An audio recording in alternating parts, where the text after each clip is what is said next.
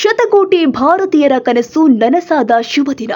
ಶ್ರೀರಾಮನ ಜನ್ಮಸ್ಥಳ ಅಯೋಧ್ಯೆಯಲ್ಲಿ ಜನವರಿ 22ರ ಸೋಮವಾರದಂದು ರಾಮಮಂದಿರ ಉದ್ಘಾಟನೆ ಹಾಗೂ ಬಾಲರಾಮನ ಮೂರ್ತಿ ಪ್ರತಿಷ್ಠಾಪನಾ ಕಾರ್ಯಕ್ರಮ ಬಹಳ ಅದ್ದೂರಿಯಾಗಿ ಜರುಗಿದ್ದು, ಭಾರತೀಯರು ಸಂತೋಷದಲ್ಲಿ ಭಾವುಕರಾದ ಹೆಮ್ಮೆಯ ಕ್ಷಣ ಅಂದ್ರೆ ತಪ್ಪಾಗಲಿಕ್ಕಿಲ್ಲ.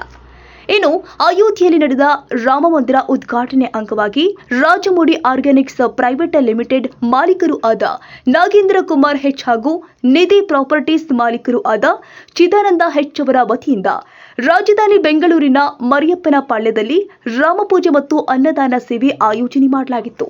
ಇದೇ ವೇಳೆ ಸಾವಿರಾರು ಜನ ರಾಮಭಕ್ತರು ರಾಜಮೌಳಿ ಅಕ್ಕಿಯಿಂದ ಮಾಡಿದ ಸಿಹಿ ಪೊಂಗಲ್ ಹಾಗೂ ವಿವಿಧ ಭಕ್ಷ್ಯಗಳನ್ನು ರಾಜಮೌಳಿ ಆರ್ಗ್ಯಾನಿಕ್ಸ್ ಅವರ ಶುದ್ಧ ಸಾವಯವ ಉತ್ಪನ್ನಗಳು ಮತ್ತು ಸಾವಯವ ಗಾಣದ ಎಣ್ಣೆಗಳನ್ನು ಬಳಸಿ ತಯಾರಿಸಲಾಗಿತ್ತು. ಹೀಗಾಗಿ ಪ್ರಸಾದದ ರುಚಿ ಕೂಡ ದುಪ್ಪಟ್ಟಾಗಿ ಇತ್ತು. ಅಲ್ಲದೆ ಪ್ರಸಾದ ಸವಿದ ಭಕ್ತರು ರಾಜಮೌಳಿ ಆರ್ಗ್ಯಾನಿಕ್ಸ್ ಅವರಿಗೆ ಮೆಚ್ಚುಗೆ ವ್ಯಕ್ತಪಡಿಸಿದರು. ಅಲ್ಲದೆ ಜೈ ಶ್ರೀರಾಮ್ ಎಂಬ ಘೋಷಣೆಗಳು ಕೂಡ ಕೇಳಿ ಬಂದಿದ್ದು ಭಕ್ತರ ಖುಷಿಗೆ ಪಾರವೇ ಇಲ್ಲದಂತಾಗಿತ್ತು. ಇನ್ನು ಸಾವಯವ ಉತ್ಪನ್ನಗಳ ತಯಾರಿಕೆಯಲ್ಲಿ ರಾಜಮೌಳಿ ಆರ್ಗ್ಯಾನಿಕ್ಸ್ ಬಹಳ ಪ್ರಸಿದ್ಧವಾಗಿದೆ.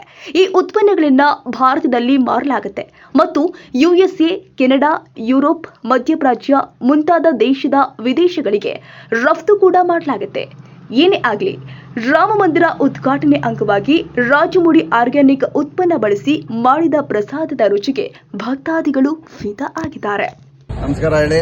ನಿಮ್ಮ ರಾಜಮುಡಿ ಅಕ್ಕಿ ಪ್ರಸಾದ ತಿಂದಿದ್ದೀರಾ ನೀವು? ಹೌದು. ಹೇಗನ್ನಿಸ್ತು ನಿಮ್ಗೆ? ತುಂಬಾ ಚೆನ್ನಾಗಿರ್ತದೆ ಸರ್. ರಾಜಮುಡಿ ಅಂದ್ರೇನೆ ಫೇಮಸ್. ಹೌದು. ಅದರಲ್ಲಿ ನಾವು ಸಿಹಿ ಪೊಂಗಲ್ ರಾಜಮುಡಿ ಅಕ್ಕಿನಲ್ಲೇ ಹಾಕಿ ಮತ್ತೆ ನಮ್ಮ ಆರ್ಗ್ಯಾನಿಕ್ ತುಪ್ಪ ಆಗಿರ್ಬೋದು, ಆರ್ಗ್ಯಾನಿಕ್ ಬೆಲ್ಲ ಹಾಕಿ ಇರ್ಬೋದು, ಹಾಕಿ ಮಾಡಿರುವಂತದ್ದು. ಹೇಗನ್ನಿಸ್ತು ನಿಮ್ಗೆ? ತುಂಬಾ ಚೆನ್ನಾಗಿದೆ ಸರ್.